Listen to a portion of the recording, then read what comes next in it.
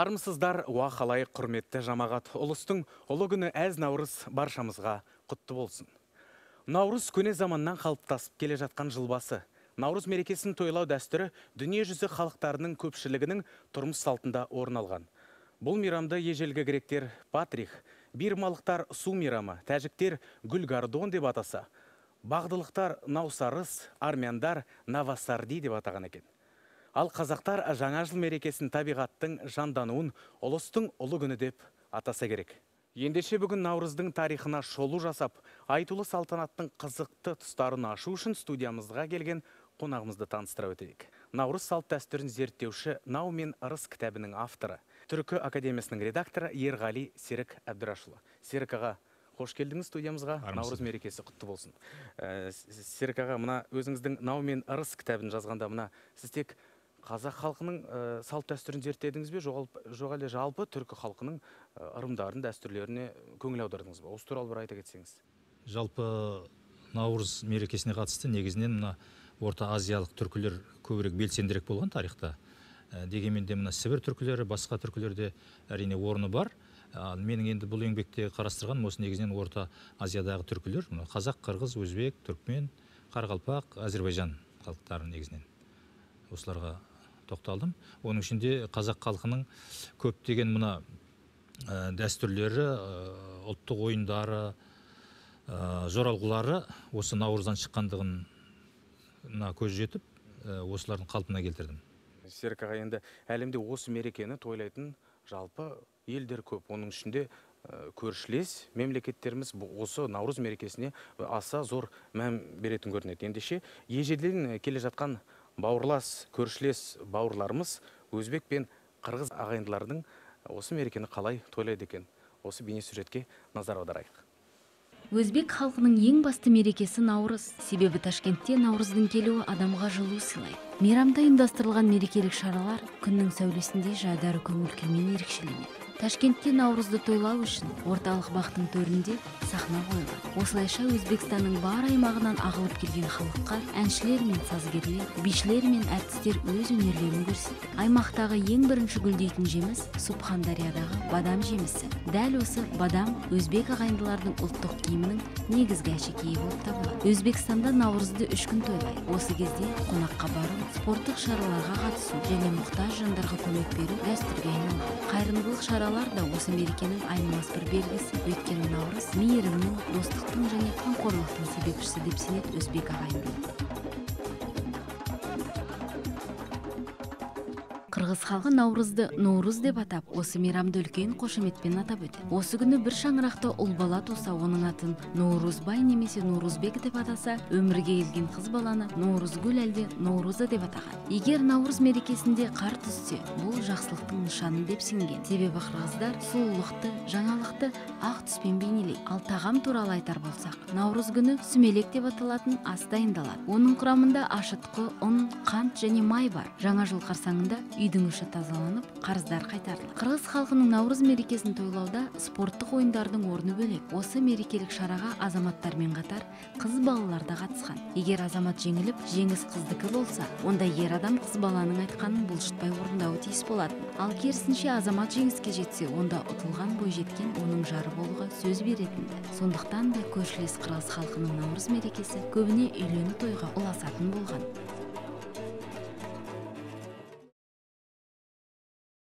Қанша жерден басқа ел десек те, бауырдың аты бауыр, Наурыз мерекесінің көңіл күйі барша жерде ортақ болады екен ғой. Серік аға, қазіргі таңда күнтізбені ауыстыруды қолдайтын ғалымдар саны көбейіп баратыр. Ал мына сізде осы жылдың басы күн мен түннің теңесуінен басталсын дегенге сіз қалай қарайсыз? Жалпы адамзат тарихында күнтізбе өзі ылғи да ауысып келе жатыр. Өзі Наурызға қатысты да бірнеше рет, мысалға парсылардың өзі біресе көктемде, біресе күзде осылай ауыстырып отырған. Мейзам бұл күзге күн теңелісіне сәйкес келеді, мынау Наурыз көктемге күн теңелісіне сәйкес келеді. Енді айлық күнтізбе бар, күндік, жұлдыздық күнтізбе бар. Бұның барлығын біздің халқымыз қолданған, әрқайсының өз орны бар. Ал енді жалпы біздің халқымызда Наурызды күн мен түннің теңелетін 21-22-сіне емес. Ескіше айтқанда бірінші Наурыз, қазіргіше ол 14-не сәйкес келетін күннен бастағанда 8-9 күн бойы сол жаңа күн мен түннің теңелісу күніне дейін барған. жалпы бір ай бойы мерекеленген әрине. Бұл жайында біздің тарих біраз мына халқымыз жайында біраз жазып кеткен мәшһүр Жүсіп Көпейұлы деген атамыз өзінің шығармалар жинағының 8-ші томында жақсы жазған. Сондықтан ал енді қазіргі кезде мына экономикалық жағдайға байланысты жалпы мына қазіргі күнтізбенің осы күнгі күнтізбенің біздің қолданып жүрген мынау 1 қаңтарды жаңа жыл деп атап деген сияқты бұл күнтізбенің қазіргі өмірге қолайсыздығы жайында енді осы менің естуімше біздің бір қазақ ғалымы зерттеушісі осыған көз жеткізіп осыған назар аударып күнтізбе жасақтағанын естіп жүрміз. Жалпы күнтізбе дегеніңіз ол осы өмірге шақ болу керек, осы өмірге ыңғайлы, қолайлы болу керек та. Бәлкім бұл жағынан қарайтын болсақ, шынында да бәлкім бұдан да жақсы қазіргі күнтізбеден де қолайлы бір күнтізбе болуы мүмкін. Оны бірте-бірте бүкін қазір жаһандасу заманы ғой, барлық халықтар қолдап кетуі де ғажап емес. Сондықтан қазір ондай жаңалықтарға іштей даярда болуымыз керек. Өзіңізше осының барлығы шынымен де маңызды ма? Наурыздың осы күні болмаса басқа күніне басталуы. Бұл деген Наурыз деген рухани мереке. Әр адамның рухани мерекесі, Наурыздың жалпы мына тарихи қалыптасқан өзінің күні бар, өзінің уақыты бар. Сондықтан ол бір былай қарағанда ұлттық жағынан ол рәсім, ритуал, жоралғы. Білдіңіз ба? Және оны біздің халқымыз Наурызды жалпы ұлы іс деп атаған. Осы ұлы іс деген тіркес, ұлыс деген сөзге айналып кетіп отыр да қазір. Тамаша, оның үстіне өзім үшін бір жаңа ақпарат ашып отырмын. Наурыз ұлыстың ұлы күні емес, ұлы істің ұлы күні дегеніміз дұрыс болады. Иә, себебі бізде мынандай мәтел қалыптасып қалды ғой. Ұлыс оң болсын дейді. Ұлыс деген ол мемлекет қой. Мемлекеттің оң терісі бар ма? Жоқ. Дұрыс айтасыз. Ал ұлы істің оң терісі болуы мүмкін. Жағымды, жағымсызы. Құбылыс. Міне, осыған байланысты. Серік аға, бізбен қазір тікелей байланысқа шығып тұрған шетелдік әріптестеріміз бар. Ендеше оларды да көп күттірмей сөз кезегін берейік. Олай болса, бізге Ираннан байланысқа шыққан Амир Хушанг Данаи Ахмат мырза, Иран мемлекеттік теледидарының жүргізушісі. Амир Хушанг мырза, армысыз? Наурыз мерекесі құтты болсын. Амир Хушанг мырза, естіп тұрсыз ба? سلام و درود بر مردم خوب قزاقستان. نوروز مبارک. Армысыздар, мейірбан қазақ халқы. Наурыз мейрамы құтты болсын. Сіздерге Иран астанасы Тегран қаласынан ардақты да қадірлі қазақ халқын, мейірімді Иран халқының сәлемін жолдаймыз.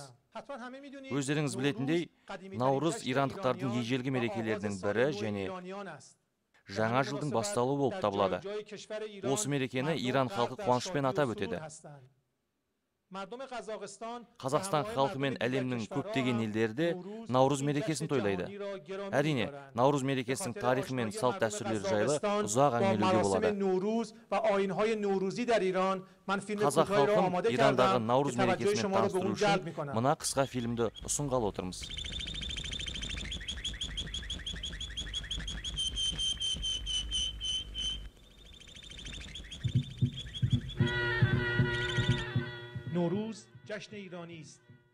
Наурыз ирандық мереке. Дегенмен ол Қытайдан Кавказға дейін, Түркістан, Үндістаннан Түркия, Балқан елдері, Испания тіпті Солтүстік Африкаға дейінгі аймақтардың халықтар арасында таралған мейрам. Наурыз жаңа күн деген мағынаны білдіреді және көктемнің басталуымен қатарлас. Ирандықтардың жаңа жылы Наурызбен басталады және ол ежелден бері ирандықтардың ең ірі мерекелерінің бірі болып саналады.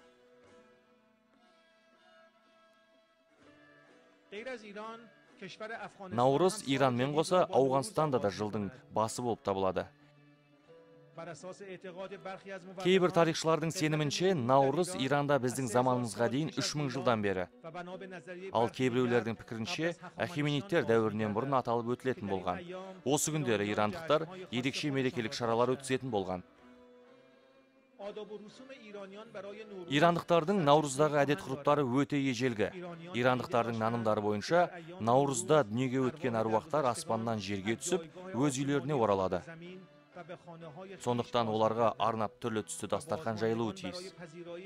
Осылайша олар туған туысқандарының қонақасына қуанып, оларға береке сыйлайды. Сол үшін ирандықтар хафт-син дастарханын әзірлеп, ескі жылдың соңғы мезеті мен жаңа жылдың басталуы кезінде осы дастарханның басына жиналады. Олар дұға оқып, жаратушыдан жаңа жылда өмірде береке мен еңбекте жеміс беруін тілейді.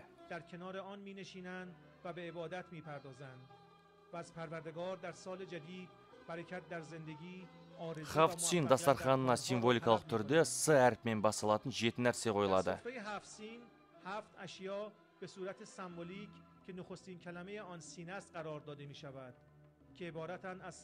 Сабзе, жасыл өскін, тіршілік пен өмір белгісі.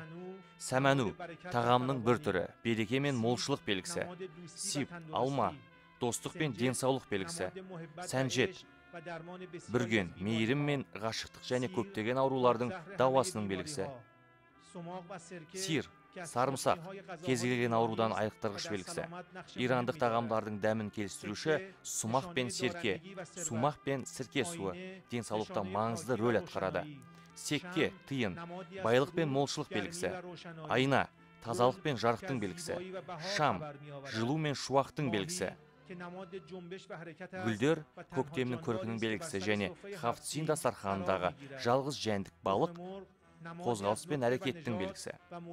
Жұмыртқа адамның ұрпағы жалғасуының белгісі. Және Құран мұсылмандардың қасиетті кітабы және жаратушымен байланыс құралы болып табылады. 2 аптаға созылатын Наурыз мерекесі күндері ирандықтар бір-біріне қонаққа барып, туған туысқандар мен жолдас жоралардың ахуалдарын сұрайды және өткен жылда ренжіскен кісілермен татуласады.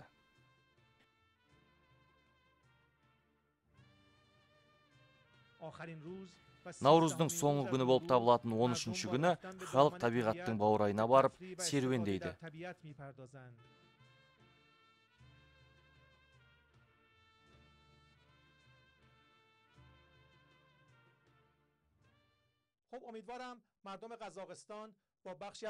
Осымен қазақ халқы Ирандағы Наурыз мейрамының рәсімдерімен танысты деп үміттенеміз.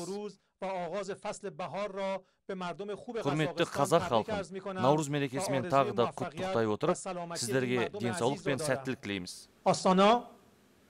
Рахмет, Тамир Хушанг мырза, сізге де жаңа жыл қуанышына келсін. Әрине, Серік аға, Наурыздың тарихы тереңде жатқаны барлығымызға да мәлім, бірақ білуімше осы мерекені қазіргі Юлиан күнтізбесін құрған римдерді атап өткен көрінеді. Ал осы жыл басы қаңтардан басталады деген ақпараттар бар емес пе? Сіз осыған қалай қарайсыз? Енді қазіргі Григориан күнтізбесі ғой. Осы Григориан күнтізбесі не ауысқалы Рим империясы да, ал 1700 жылдан бері қарай Ресей патшалығы да 1-ші Наурыздан бас тартып 1-ші қаңтарға көшті. Жалпы бұған дейін ескіше 1-ші Наурыз, біздің қазіргіше 14-ші Наурызға сәйкес келеді. Яғни бұл жалпы адамзаттық күнтізбе болған ғой. Ал сондықтан соның барлығын бұлжытпай орындап ұстап келе жатқан біздің халқымыз әрине осы 14-ші Наурыздан бері қарай жаңағыдай атап өтіп келе жатқан Наурызда. Жаңа көрдік, міне парсы ағайындар мына жақтарын жанастырады екен бір-бірінің сәлемдесіп. Көрісу, байқадық. Ол да бір рәсімнің бір. Иә, ол бәрі бір рәсім, былай айтқанда. Бірақ та енді біздің халқымызда ол енді көкірек қауыштыру, түйістіру ретінде, мысалы жаңа жылды қарсы алып, әрі қарай түрлі ырымдары бар, жоралғылары бар. Енді Жағда Бабалықұлы атамыз марқұм болып кетті, ол кісінің айтып жазуына қарағанда, ежелгі ғұндар енді біздің ата-бабаларымыз болып есептеледі, көшпелі түркілер, түркітекті халықтар. Солар таңды қарсы алған, таңды 9 күймен, кәдімгі қобызбен тартып отырып қарсы алатын болған. Сондықтан негізінен бұнда басты жаңа жылда сол таңнан бастап қарсы алған.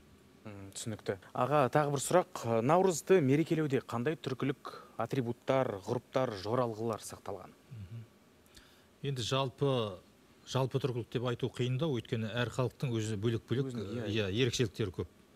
Мысалға, Әзербайжан ағайындар ол жұмыртқаны түрлі түсті қылып бояп, сосын мына орыстың мерекесіне де келеді екен. Иә, мына Пасхаға сәйкес келеді. Ол қызық жері мына қазір Масленица жүріп жатыр. Сол Масленица дегеніңіз осы Наурыздың бір бөлігі, былай қарасаңыз. Өйткені Масленица дегеніңіз біздше майшелпек. Иә. Ал енді Наурыздың қарсаңында мына о дүниелік әруақтарға біздің ата бабамыз халқымыз майшелпек пісіріп иіс шығарады. Оны иіс шығару дейді. Содан біздің жаңағы әруақтар содан жаңағы дәметеді деген, дәм татады деген ырым бар. Мерекелік дастарханнан деген. Сосын жаңағы тағы да осылардың мына қарақшыны жағады орыс ағайындар. Қарақшы дегеніңіз біздше аластау. Иә. Шамасы ежелгі кезде бақсылар, шамандар сол жаңа адам сияқты құбыжықтың несін жасап, қарақшы қылып. Бәлкім соған соның жанын дендетіп, бәлкім жағып, сондай ырым жоралғы болған болуы мүмкін. Ол орыс ағайындарда қалып қойған, бізде сәл-пәл басқашалау. Ол да бір осы Наурыздың ежелгі Наурыздың бастамасынан басталып, өйткені Наурызға кемінде 5-7 мың жыл. Мысалға мына Аңырақай тауындағы таңбалы таста оның сиыр жылының кәдімгі бейнесі қашалып жазылған, оны енді айтып жазып жүрміз. Сондықтан жаңағы енді Әзербайжан ағайындар жаңағы отты жағатта лаулатып үстінен секіреді. Ол да аластаудың бір түрі. Ал бізде ондай оттан секіру жоқ, өйткені отты біз ерекше қадірлейміз да. Оны қолға алып, үйдің бұрыш-бұрышын бұлай аластап, алас деп жаңағы аналарымыз аластап шығады. Дұрыс айтасыз. Ал енді жалпы қызық жері мына біздің қазақ халқында Наурыздан о басталып, одан кейін өз алдына дербестеніп кеткен ырымдар, жоралғылар бар. Мысалға, өз бетімен дербестеніп қалып қойған. Қазір соны біз қалпына келтіруімізге әбден болады. Өйткені ол өз алдына бөлек ештеңені білдірмей жүр. Мәселен, Алтыбақан. Алтыбақан ешқандай ұлттық ойын емес. Ойынның әдетте ережесі болады. Бұнда ешқандай ереже жоқ. 6 сырықтың басын біріктіріп, 3-тен 7-ші сырықты көлденең ұстайтады да, оны әткеншек қылып, қыз бен жігітті отырғызады. Сосын жан-жағында жастар ән, күй, өнермен таңды қарсы алған. Түсіндіңіз ба? Жаңағы Алтыбақаныңыз ол күн мен түннің маятнигі былай айтқанда. Түсіндіңіз ба? Біреу күн, біреу түн. Бұның барлығы да бекер емес дейсіз. Ол соның үйлесімін паш ету болып табылады. Тамаша. Ал енді бастаңғы деген бар. Ол бастаңғы таңды қарсы алудан шығады тағы да. Таңды қарсы алуға дейін қыздар өз алдына бөлек жиналып, қыз келіншектер дастархан дайындаған, оны ұйқашар деп атаған. Жігіттер болса, керісінше оларға, қыздарға сыйлық дайындап, селт еткізер болған. Селт еткізеріңіз деген ойда жоқта селт еткізу. Жүректі селт еткізу. Оныңыз қазіргі сюрприз. Сюрприздің атасы. Сондықтан бұл дүниежүзілік ауқымдағы салт дәстүр бірмен-бір байланып жатыр, өріліп жатыр. Бірақ ішіндегі өзіміздікін ала біліп, соны паш етіп, соны қазіргі заманға сәйкестендіру әрине біздің міндетіміз. Тамаша. Көптеген қызық ақпараттарды мен сізден естіп отырмын. Түркиялық әріптестеріміздің құттықтауы мен арнайы дайындаған бейне материалын тамашалайық.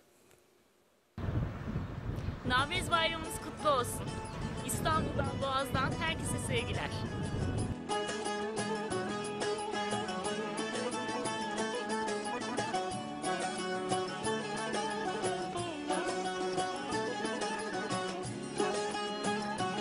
Kazakistan'daki akrabalarımızın Nevruz Bayramı kutlu olsun. Gördüğünüz gibi İstanbul'a, Türkiye'ye bahar geldi. Çok büyük sevinç içerisindeyiz. Tekrardan selam ediyorum. Kazakistan'daki Turganlarımızın bayramı kutlu olsun. Nevruz bayramınız kutlu olsun.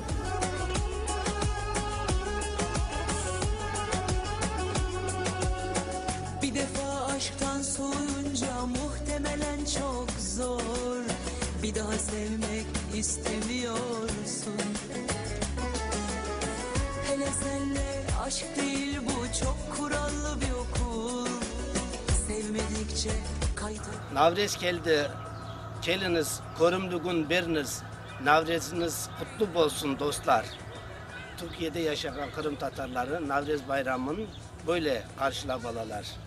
Biz de Türkiye'den Kazakistan'daki karındaşlarımızın Navruzları kutlu olsun diyemiz. Sizlerini çok suyemiz. Türkiye'den Kazakistan'daki kardeşlerimizin Nevruz bayramını kutlarım. Bereketiniz bol olsun, Nevruz'unuz kutlu olsun. Türkiye'den, İstanbul'dan Kazakistan'a selamlar. Nevruz bayramınız kutlu olsun. Nevruz'unuz kutlu olsun. İstanbul'dan, Türkiye'den, Kazakistan'a kucak dolusu selamlar, sevgiler. Kazakistan'daki kardeşlerimizin ve tüm Türk dünyasının Nevruz bayramını kutluyoruz. Kucak dolusu selam olsun Türkiye'den Kazakistan'a. Türk kardeşlerinden Kazakistan'daki kardeşlerine selamlar olsun. Nice mutlu Nevruzlara. Nevruz'unuz kutlu olsun. Navruz bayramınız kutlu olsun. İstanbul'dan, Boğaz'dan herkese sevgiler. Bir ara kendine gelince Kurdistan halkı üçünde Navruz tөл мереке. Ендеше Kurdu halkı осы мерекені қалай атап өтеді екен? Тамашалайық.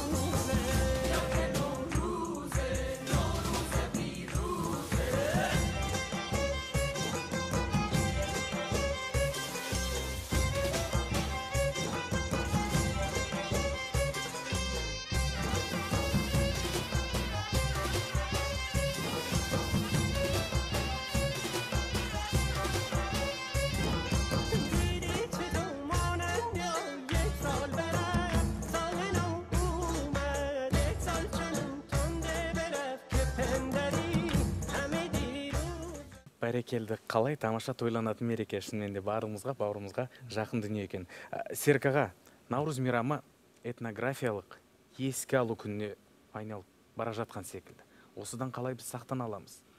Өте дұрыс айттыңыз. Қазір барлық жерде тағы да, біз жыл сайын айтып жазып жүрміз осыны. Тағы да бесікке салу, баланы сүндетке отырғызу көріністері, тағысын тағылар еске алып жатады. Наурыздан басқа кезде оны өмірдің болмысы ғой ол. Күнделікті болып жатқан нәрсе. Күнделікті тамақ жейтініміз секілді, ол да сондай бір өзіміздің дәстүріміз болу керек еді. Неге соны Наурызбен байланыстыратынын мен түсінбедім.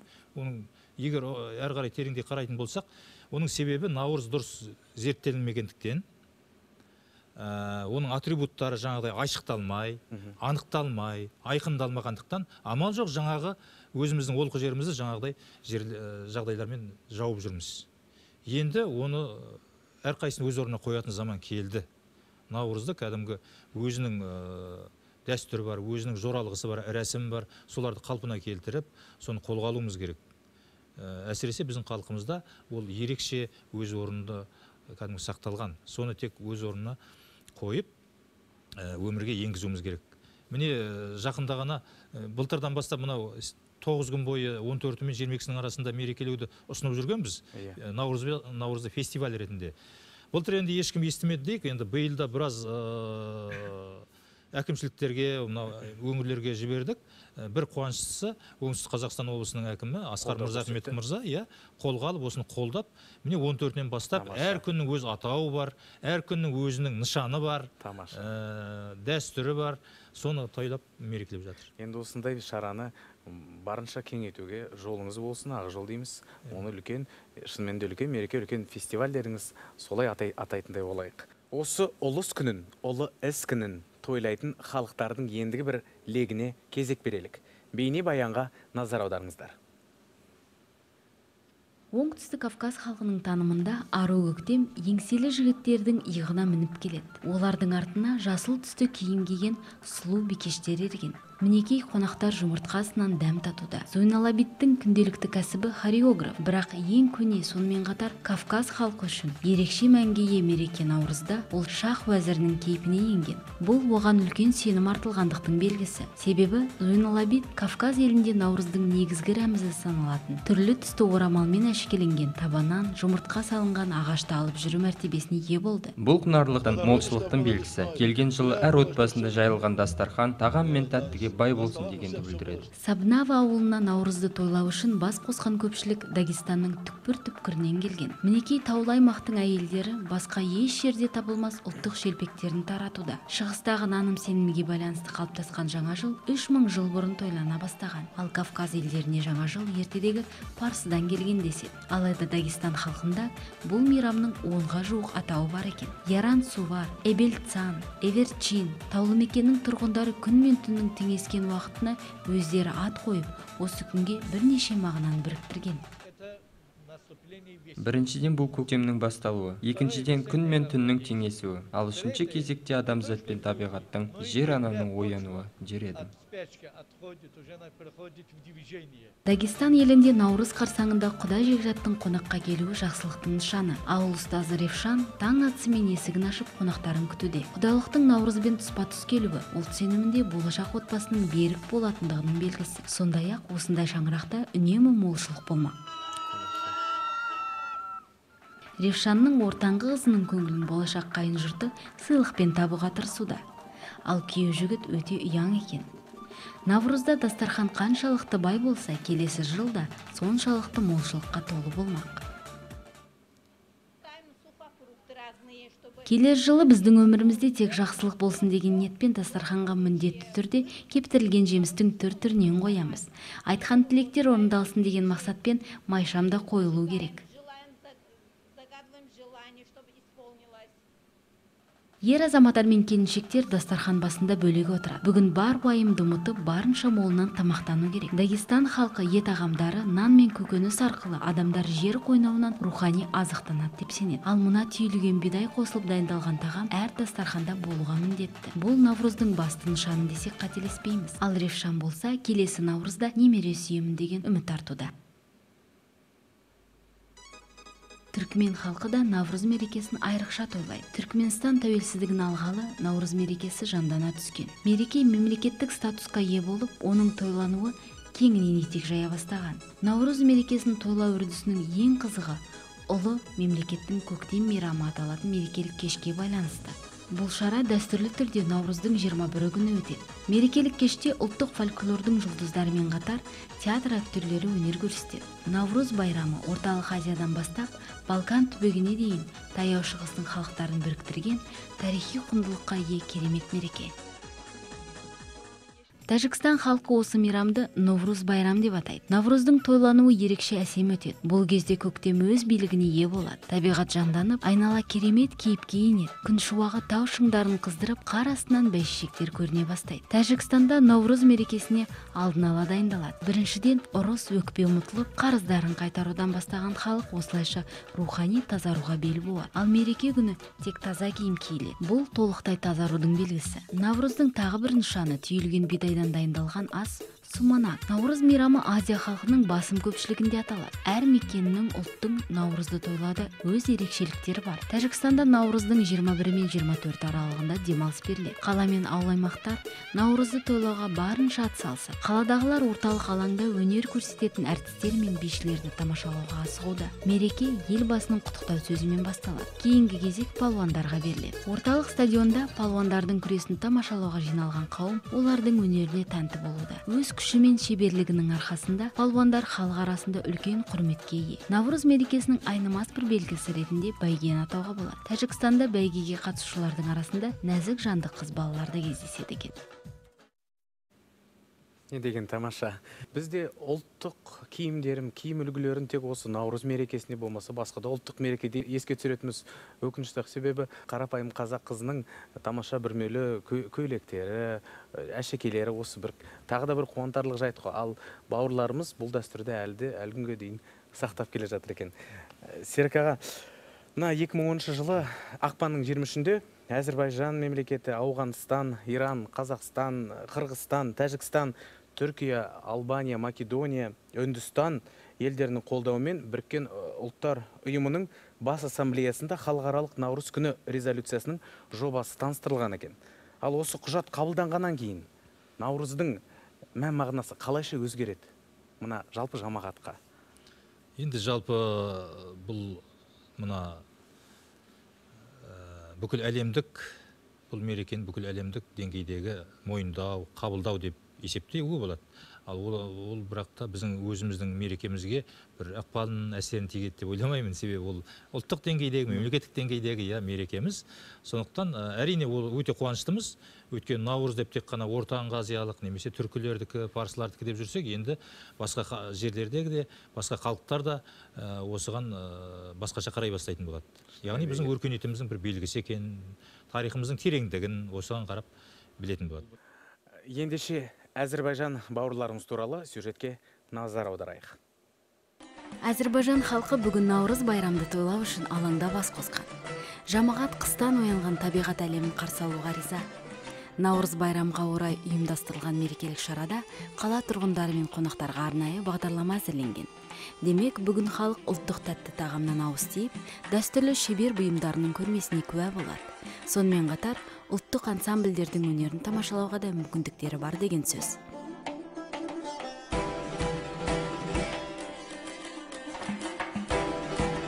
Халық осындай мерекеде арқан бойымен жүретін даршыларға барынша назар аударған.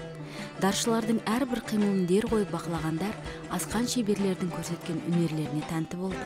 Наурыз байрамда Әзербайжан халқы ысырапшылық танытады. Өйткені әзербайжандықтарда осы мерекеде сараң болғанның жыл бойы ырыздығы кем болады деген ырым бар.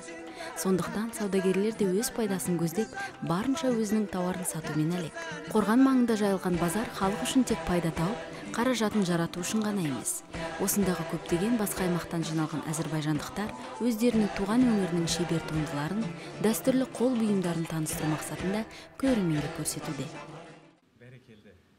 Наурыз қаншама мемлекеттің басын біріктірген десеңізші. Серік аға, Наурыз мерекесімен барша қазақстандықтарды құттықтауға мүмкіндігіңіз бар.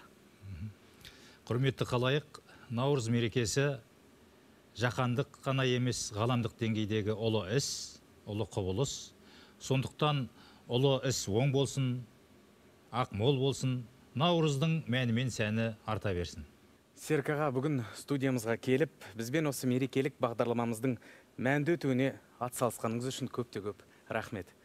Ал бағдарлама соңында осы әз Наурыз ұлыстың ұлы күнін қазақ халқының қарсы алуына байланысты осы мерекенің Қазақстандағы ерекше сипатын баяндайтын сюжетпен тәмамдасақ деп отырмыз. Наурыз қазақ халқының ұлт мейрамы. Егемендігімізді алғалы ата-бабаларымыз сан ғасырлар бойы мерекелеп келген ұлыс күнін тойлау елімізде қайта жаңғырды. Осы үрдісімізді қолдап, орталық Азияның көптеген халықтары да өзінің төл мерекесін ресми түрде атап өтуді дәстүрге айналдырған. Елімізде Наурыздың 21 мен 23 аралығында демалыс жарияланып, халық төл мейрамды тойлауға кіріседі. Ежелден Наурыздың негізгі нышаны болған Алтыбақан құрылып, Наурыз көже дайындалады. Осыған орай халық даналығында ұлыс оң болсын, ақ мол болсын деген нақыл сөз тіркестер, тілектер қалған. Тарихи тамыры тереңге бойлаған әз Наурыз дана халқымызда қай кезде де еңсесі биік елдіктің, іргесі сөгілмес бірліктің, ырыс пен ынтымақтың мерекесі болып келген. Қазақстан халқы үшін Наурыз мейрамы көктем мен жаңаруды айшықтайтын мерей тасыған ұлы мереке. Наурыз жаңарудың, махаббаттың, ақ пейіл мен татулықтың мерекесі. Ол өткенді саралап, болашағымызды болжайтын ерекше кезең. Ұлыстың ұлы күні құтты болсын ағайын. Ардақты көрермен, ұлыс оң болсын, ақ мол болсын. Елімізде әрқашан тыныштық пен береке, ауызбіршілік пен татулық болсын. Наурыз құтты болсын ағайын.